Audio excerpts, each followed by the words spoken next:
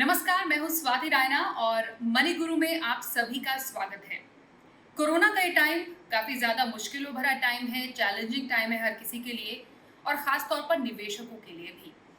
अब पिछले कुछ समय में आपने देखा होगा कि एफडी की दरें गिरी हैं, स्मॉल सेविंग स्कीम्स के इंटरेस्ट रेट भी गिरे हैं। अब जो निवेशक सुरक्षित निवेश के लिए ऐसे इंस्ट्रूमेंट्स में निवेश करते हैं, उनके मन में कन्फ्यूजन है कि वो करें तो क्या करें?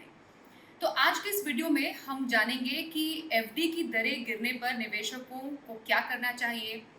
साथ ही हम ये जानेंगे कि एफडी का क्या कोई विकल्प है जो आप ट्राई कर सकते हैं, इस पर भी आज हम चर्चा करेंगे।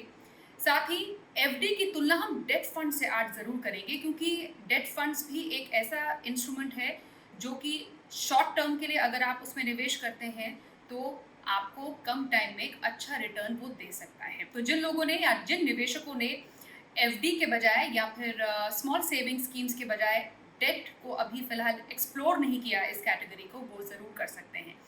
तो आज ये तमाम चर्चा करने के लिए हमारे साथ ख़ास मेहमान हैं। आज हमारे साथ हैं सर्टिफाइड फाइनेंशियल प्लानर और वाइज इन्वेस्ट के सीईओ को-फाउंडर हेमंत रुस्तगी। हेमंत जी, आपका बहुत स्वागत है हमारे इस स्पेशल एडिशन में। आपका लॉकडाउन पीरियड ये कैसा बीता है? Well Swati, I think lockdown period शायद एक मिक्स बैग है। शुरुआत में तो लग रहा था कि कैसे समय कटेगा, क्योंकि पता भी नहीं था कि इतना लंबा लॉकडाउन होगा। लगा था कि चलिए जैसे भी करके 3 हफ्ता काटेंगे, लेकिन वो बढ़ता गया।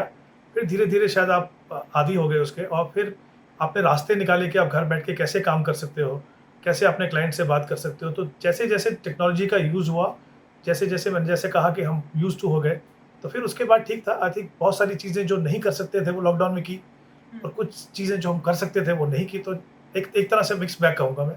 हुँ। एब्सोल्युटली टेक्नोलॉजी का यूज़ एक्चुअली सबसे ज़्यादा इम्पोर्टेंट आपने कहा वो हम सब ने सीखा है और ये टेक्नोलॉजी का ही कमाल है कि हम घर में बैठकर इस वक्त आपसे कुछ पर्सनल फाइनेंस के बहुत ही इम्पोर्टेंट टिप्स ले रहे हैं हेमंत जी। सबसे इम्पोर्टेंट जैसा मैंने शुरुआत में बोला, अभी निवेशकों का बहुत ही कंफ्यूजिंग टाइम है। जैसे आपने कहा कि लॉकडाउन का पूरा इमोशन काफ़ी मिक्स बैग रहा है, निवेशकों का भी एक्सपीरियंस काफ़ी मिक्स बैग रहा है। स्पेशली उन निवेशकों के लिए जो कि एक सुरक्षित निवेश का ज़रिया एफडी मानते हैं। हमने पिछले कुछ समय में देखा है आरबीआई ने लगातार रेपो रेट की दरें गिराई हैं, बैंक्स ने एफडी की दरें गिरा दी। अब जिन निवेशकों का एफडी में पैसा है वो तो सोच रहे हैं कि हम जाएँ तो जाएँ कहाँ? स्मॉल सेविंग स्कीम्स के कुछ बेहतरीन जो स्कीम्स हैं उनके भी रेट्स गिरे हैं, इंटरेस्ट रेट्स गिरे हैं। क्या हम एक लो इंटरेस्ट रेजिम की तरफ बढ़ रहे हैं? आई थिंक स्वाति, मुझे लगता है हम ऑलरेडी उस रिजीम में हैं। हुँ, क्योंकि अगर मैं पिछले 1 साल में देखूँ, फ़रवरी 19 से लेके अभी तक, तो रेपो रेट जो 6.25 हुआ करता था वो 4% पे है। तो हम देख सकते हैं कि जो कटौती है वो 2.25% की हुई है। और जिस तरीके से, अगर मैं खाली लॉकडाउन की ही बात करूँ, तब भी वहाँ पे 1.15% की कटौती रेपो रेट के अंदर हुई है। और देखिए, वो इसलिए किया जाता है कि इकोनॉमी को हम कैसे रिवाइव करें। जब तक आप इंटरेस्ट रेट को नीचे नहीं लेके आएँगे, आप इकोनॉमी को रिवाइव नहीं कर सकते। लेकिन अनफॉर्चुनेटली उसका इम्पैक्ट उन डिपॉज़िटर्स पे भी आता है जो अपना पैसा जो है स्मॉल सेविंग में रखते हैं या तो फिक्स्ड डिपॉज़िट में रखते हैं। क्योंकि जैसा हम जानते हैं कि अभी स्मॉल सेविंग के जो रेट्स हैं वो भी 10 ईयर जीसेक के साथ लिंक्ड हैं। तो जैसे-जैसे वहाँ पे यील्ड नीचे आती है, यहाँ पे भी हमने देखा कि कटौती हुई है। तो हुआ क्या है कि हम देख रहे हैं कि एफडी के रेट नीचे आए हैं। इनफैक्ट अभी रिसेंटली जब एफडी के रेट कटे, तो एसबीआई का तो 1 ईयर का जो फिक्स्ड डिपॉज़िट का जो रेट है, वो ऑलमोस्ट 17 साल जो पहले था, हुँ, उसके नज़दीक पहुँच गया है। तो ज़ाहिर-सी बात है कि सारे एफडी के रेट्स कम हुए हैं। स्मॉल सेविंग में हमने देखा कि पिछले क्वार्टर में 70 बेसिस पॉइंट से 140 बेसिस पॉइंट, यानी 0.70% से 1.40% तक की कटौती हुई है। और यही नहीं, इनफैक्ट जो आरबीआई के जो बॉन्ड्स थे, उसको भी उनको भी बंद किया गया है। तो जो भी निवेशक उन ऑप्शन को देखते थे जहाँ के पैसा उनको अपना सेफ रखना है, चाहे वो फिक्स्ड डिपॉज़िट हो, चाहे स्मॉल सेविंग हो या आरबीआई बॉन्ड्स हो, उनके लिए ये एक बहुत ही चैलेंजिंग सिचुएशन है। और मुझे लगता है कि ये सिचुएशन जल्दी से बदलेगी भी नहीं, क्योंकि मुझे नहीं लगता कि यहाँ से जल्दी से इंटरेस्ट रेट बढ़ने वाले हैं। इनफैक्ट मुझे तो लगता है कि शायद जिस तरह की इकोनॉमी के ऊपर इम्पैक्ट पड़ा कोविड-19 का, हुँ। हो सकता है कि हम एक और रेट कट देखें। हालाँकि वो मुझे लगता है कि उसका काफ़ी इम्पैक्ट हमने ऑलरेडी 10 ईयर जीसेक में देखा है, लेकिन ये पॉसिबिलिटी है कि नेक्स्ट टाइम जब रेट रिवाइज़ हो स्मॉल सेविंग के, तब वहाँ पे रेट कट हमको देखने को मिल सकता है। तो मुझे हुँ, लगता है कि ये सिचुएशन रहेगी, कुछ समय तक और रहेगी। और कहीं न कहीं जो निवेशक ऐसी ऑप्शंस को देखते हैं हुँ, जहाँ पे उनको सेफ्टी लगे, तो हुँ, उनको कुछ ना कुछ इससे आगे बढ़ के सोचने का समय आ गया है, क्योंकि हुँ। जैसा मैंने कहा, ये सिचुएशन जल्दी से बदलेगी नहीं। एब्सोल्युटली। अब जैसे हम न्यू नॉर्मल के लिए अपने आप को एडजस्ट करें, निवेशकों को भी इस इन्वेस्टमेंट के न्यू नॉर्मल के लिए अपने आप को एडजस्ट करने की ज़रूरत है। हेमंत जी, ऐसे में जो निवेशक ऑलरेडी एफडी में इन्वेस्टेड है या स्मॉल सेविंग स्कीम्स में उसका उसका अच्छा खासा पैसा इन्वेस्टेड है, उसको अब इस गिरती दरों के साथ क्या स्ट्रैटेजी अपनानी चाहिए? क्या करना चाहिए निवेशक को? देखिए, मुझे लगता है कि ये जो हम ऑप्शंस की हमने बात की, जैसे हुँ, आरबीआई बॉन्ड्स तो बंद हो गए। मुझे लगता है कि पहले भी एक बार बंद हुए थे, शायद दोबारा से आएँगे, लेकिन वहाँ हुँ, पे रेट जो है कम मिलेगा। तो जहाँ तक एक वो ऑप्शन का सवाल है, दूसरा जो बैंक एफडी है या जो स्मॉल सेविंग है, वो तो है ऑप्शन आपके पास। चाहे कितना भी रेट उसका कम हो जाए, मुझे लगता है कि जो कंज़र्वेटिव इन्वेस्टर्स हैं या जो वो इन्वेस्टर्स हैं जो मार्केट लिंक प्रोडक्ट में नहीं जाना चाहते, उनके लिए कहीं न कहीं इसका रोल तो हमेशा रहेगा। शायद ये करने की ज़रूरत है कि अपने पोर्टफ़ोलियो का कुछ हिस्सा, जैसे मैंने पहले कहा, समय आ गया है कि हुँ, हम उसको थोड़ा-सा आगे बढ़ के देखें, कुछ और ऑप्शंस को देखें, ताकि हम थोड़ा-सा रिस्क लेके थोड़ा-सा अपनी रिटर्न को बढ़ा सकें। तो जो impact come rate of return का हमारी स्मॉल सेविंग और जो फिक्स्ड डिपॉज़िट पे पड़ा है, उसको कहीं न कहीं हम थोड़ा-सा उसकी भरपाई कर पाएँ। हुँ, तो शायद एक ऐसा पोर्टफ़ोलियो बनाने की ज़रूरत है जो मिक्स हो। हुँ। ये ऑप्शन तो हमेशा रहेंगी, मुझे लगता है। इसके अलावा कुछ और ऑप्शंस डेफ़िनिटली ऐसी देखनी पड़ेंगी, चाहे वो मार्केट लिंक प्रोडक्ट हों, चाहे वो म्यूचुअल फंड्स हों, चाहे वो कुछ और प्रोडक्ट्स हों, डेफ़िनिटली उनको ऐड करने की ज़रूरत है। हुँ। अब इस पूरी कैटेगरी में एक और काफ़ी पॉपुलर जो फाइनेंशियल प्रोडक्ट है, जो कैटेगरी है हेमंत जी, वो डेट फंड्स होते हैं। अब जो कंज़र्वेटिव निवेशक जो आपने जैसा कहा, वो यूजुअली एफडीज़, बैंक एफडीज़ या स्मॉल सेविंग स्कीम्स में अपने आप को सुरक्षित समझते हैं। लेकिन क्या इस टाइम पर एफडी के अलावा या एफडी के साथ-साथ डेट फंड्स को भी एज़ अ विकल्प हमें देखना चाहिए? क्योंकि ये तो साफ है कि डेट फंड्स एफडी के मुकाबले बेटर रिटर्न दे रहे हैं। लेकिन हाँ, क्योंकि ये मार्केट लिंक प्रोडक्ट है, जो जोखिम नहीं लेना चाहते, वो शायद पहले सोचे 2 बार डेट फंड्स में निवेश करने के पहले। और क्योंकि मार्केट में इतनी ज़्यादा उथल-पुथल है, तो और भी ज़्यादा सोचने को मजबूर हो जाएँगे, क्या डेट फंड्स में हमें जाना चाहिए कि नहीं जाना चाहिए? तो एफडी के निवेशक के लिए डेट फंड्स में जाने का आप विकल्प सुझाएँगे? देखिए स्वाति, डेफ़िनिटली मैं सुझाऊँगा। मुझे लगता है कि जैसा मैंने पहले भी कहा कि वक़्त आ गया है कि हम पोर्टफ़ोलियो का कुछ हिस्सा ऐसी इन्वेस्टमेंट ऑप्शन में डालें, जहाँ पे शायद थोड़ा रिस्क हो सकता है, लेकिन हुँ, वो भी अगर हम सही तरीके से ऑप्शन को चुनें, तो काफ़ी हद तक हम रिस्क को कम कर सकते हैं। तो दोनों का डिफ़रेंस समझते हैं। देखिए, एफडी, स्मॉल सेविंग, वो तो हम सभी जानते हैं वो है क्या। जो डेट फंड्स हैं म्यूचुअल फंड्स के, वो भी डेट इंस्ट्रूमेंट्स के अंदर इन्वेस्ट करते हैं। तो अच्छी बात ये है कि काफ़ी कैटेगरी के फंड्स हैं म्यूचुअल फंड्स के पास, ऑलमोस्ट 16 कैटेगरी ऑफ फंड्स हैं। तो शायद उनको चुनना थोड़ा-सा इन्वेस्टर के लिए ओवरवेलमिंग हो सकता है, लेकिन फॉर्च्यूनेटली क्या है, हर डेट फंड के अंदर लिखा रहता है कि किस तरह का पोर्टफोलियो होगा, कितने टाइम होराइज़न के लिए वो सही है, तो उसको अगर आप मैच कर लें तो आप सही चुनाव कर सकते हैं। अब देखते हैं कि इसका फ़ायदा क्या है। अगर आप मान लीजिए पैसा जो सेविंग बैंक में रखते हैं, उसके सामने अगर आप लिक्विड फंड है म्यूचुअल फंड का, तो हुँ, आपको रिटर्न जो है 1.5-2% थोड़ी ज़्यादा मिल सकती है। हुँ, अगर और थोड़ा-सा वक़्त आपके पास ज़्यादा है, डेढ़ 2 साल, 3 साल, तो आप शॉर्ट टर्म जो फंड्स हैं, वो आप देख सकते हैं। हुँ, उसके अलावा भी बहुत सारी कैटेगरी, हाँ, मैं ये बता दूँ कि क्योंकि ये मार्केटिंग प्रोडक्ट है, इंटरेस्ट रेट का इनवर्स रिलेशनशिप रहता है, यानी जब इंटरेस्ट रेट नीचे जाते हैं तो बॉन्ड प्राइसेस जो हैं ऊपर जाते हैं, और अगर ये तो उसका ऐसा उल्टा असर आता है। हुँ, इसका मतलब ये है कि अगर आपने इंटरेस्ट रेट साइकिल को ठीक से नहीं पकड़ा, यानी अभी हम कहाँ पे हैं? जैसे हमने बात की कि इंटरेस्ट रेट ऑलरेडी कट हो चुके हैं, हुँ, और वही एक कारण है कि हम देख रहे हैं कि डेट फंड की परफॉर्मेंस अच्छी है। हुँ, लेकिन सवाल ये है, कितना रिस्क है इसके अंदर, आगे पोटेंशियल क्या है? हुँ, अगर जैसा मैंने कहा, इस सिचुएशन में अगर आप सही तरीके से डेट फंड को चुनें, जो कैटेगरीज़ हैं, जैसा मैंने कहा 16 कैटेगरी है, सारे कैटेगरीज़ आपको नहीं देखने हैं, हुँ, कुछ काफ़ी रिस्की कैटेगरीज़ हैं, उनको आपको छोड़ना है। हुँ, आपको 1 या 2 कैटेगरी को आपको अगर देखें, अपना टाइम होराइज़न रखा थोड़ा लंबा, अगर 3 साल, 5 साल के लिए रखें, हुँ, तो डेफ़िनिटली मुझे लगता है, एक तो आपको रिटर्न बेहतर मिल सकती है यहाँ पे।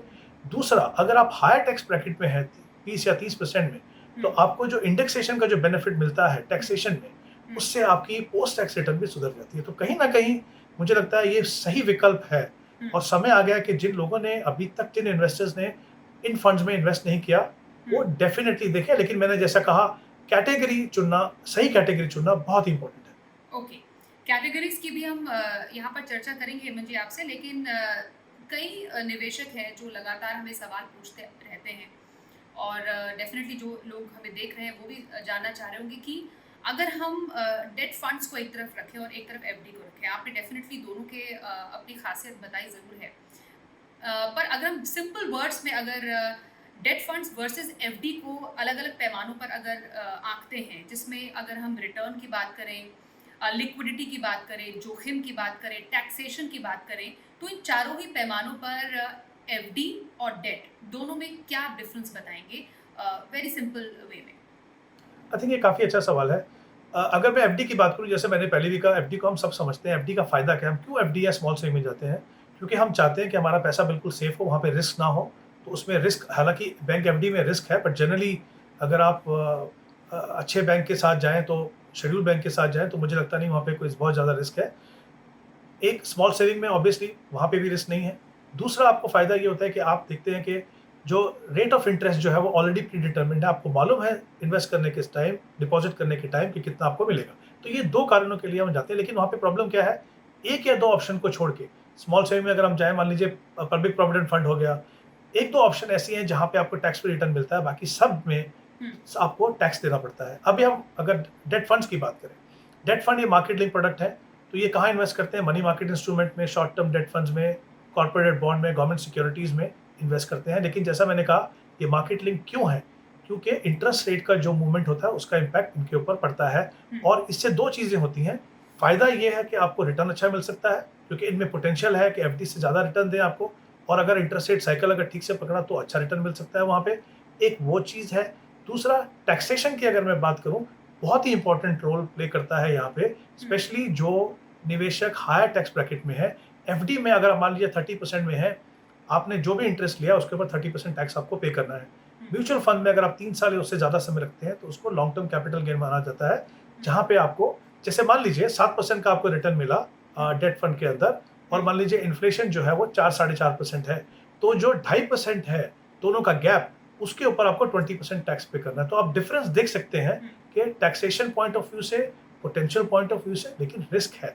रिस्क ये है कि इंटरेस्ट रेट मूवमेंट हो सकती है, डिफ़ॉल्ट हो सकती है, तो इसीलिए प्रपोर्शन आपको सही रखना है। लेकिन जैसा मैंने कहा कि उसमें भी ऐसी कैटेगरीज़ हैं, डेट फंड बाय नेचर, जैसा हमने कहा, सेफ़र है, लेकिन अगर आपने मान लीजिए लॉन्ग ड्यूरेशन का पोर्टफोलियो ले लिया, हुँ, या आपने मीडियम टू लॉन्ग टर्म ले लिया, या क्रेडिट रिस्क फंड ले लिया, वो जो कैटेगरीज़ हैं वो काफ़ी रिस्की हो सकती हैं। तो सही ऑप्शन अगर आप चुनें, सही मात्रा में अपने पोर्टफोलियो का पैसा जो है डेट फंड में लगाएँ, तो वो हुँ। काफ़ी अच्छी एडिशन आपके पोर्टफोलियो के लिए हो सकती है।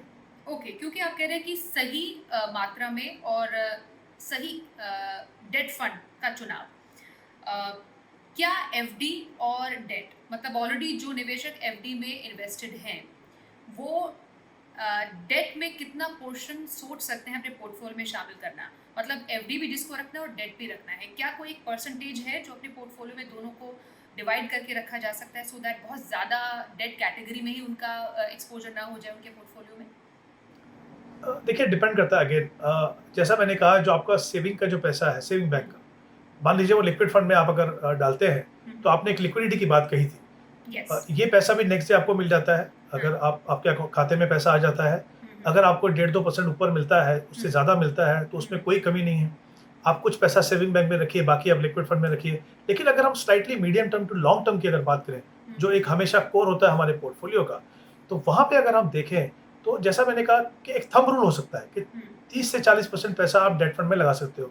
लेकिन मुझे लगता है वो फेज़ मैनर में लगाने की ज़रूरत है, क्योंकि इंटरेस्ट रेट हुँ, कैसे मूव करता है, हुँ, कैसे आपके पोर्टफोलियो को इम्पैक्ट करता है, उसको समझने की ज़रूरत है। हुँ, मैं नहीं चाहता कि आप सीधा-सीधा एक साथ पैसा लगा दीजिए और फिर इंटरेस्ट रेट मूवमेंट हो ऊपर-नीचे, तो फिर आप घबराहट हो।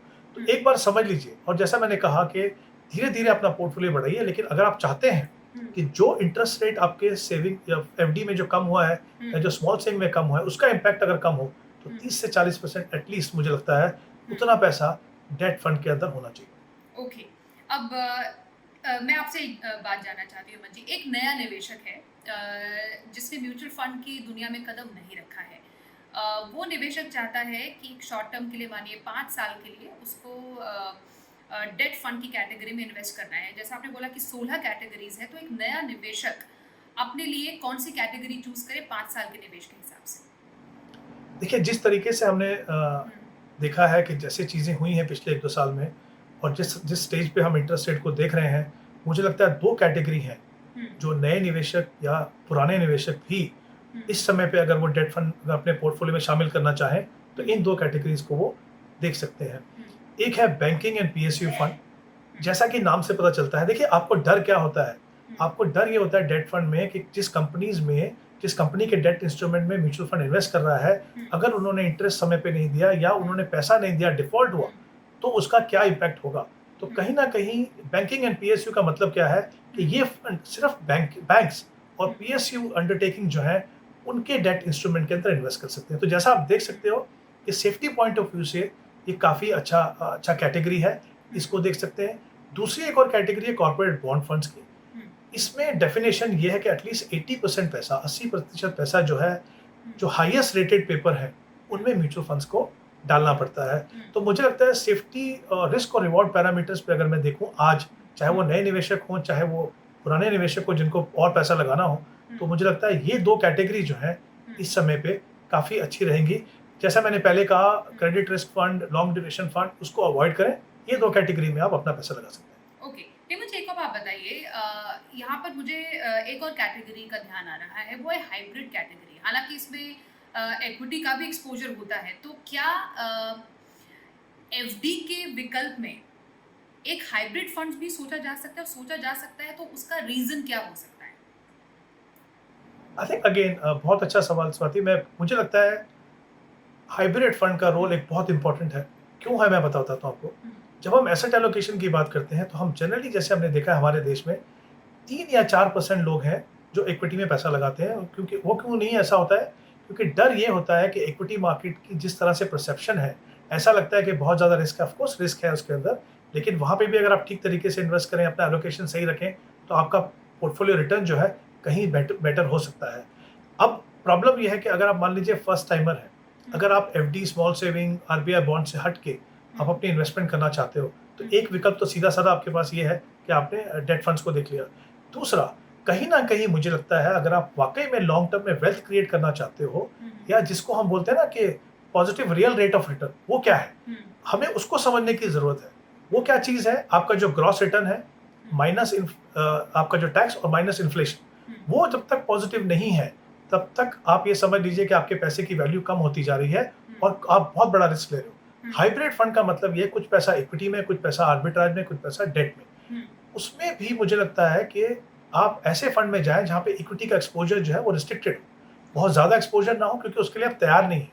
हुँ, आपको ये समझने की ज़रूरत है कि अगर मेरे पोर्टफोलियो में इक्विटी भी है, डेट भी है, आर्बिट्राज भी है, तो हुँ, वो बिहेव कैसे करता है, उसका पोटेंशियल क्या है? हुँ, तो मुझे लगता है कि जैसे कैटेगरी है इक्विटी सेविंग फंड, हुँ, इसमें क्या होता है, इक्विटी में एक्सपोज़र रिस्ट्रिक्टेड रहता है, मान लीजिए 15-20% रहेगा हुँ, या उससे थोड़ा ज़्यादा। ओके, बाकी पैसा आर्बिट्राज में होता है और 30 टू 40% पैसा जो है डेट में रहता है। हुँ, आर्बिट्राज में बता दूँ कि आर्बिट्राज एक काफ़ी सेफ ऑप्शन है क्योंकि इसमें कोई भी डायरेक्ट एक्सपोज़र एक ओपन एक्सपोज़र इक्विटी में नहीं रहता है। हुँ, तो ये जिस तरह से डेट है उस तरह से मैं कहूँगा कि आप आर्बिट्राज को देख सकते हैं। तो ये जो कॉम्बिनेशन है, ये आपको अलाउ करेगा डेट में भी आपका पैसा है और इसमें जो टैक्सेशन जो मिलता है वो इक्विटी फंड्स का मिलता है। यानी उसमें क्या होता है, 1 साल के बाद अगर आप पैसा निकालते हैं, हालाँकि इसमें आपका होराइज़न लंबा होना चाहिए। 1 साल बाद निकालेंगे तो आपको 10% टैक्स पे करना है।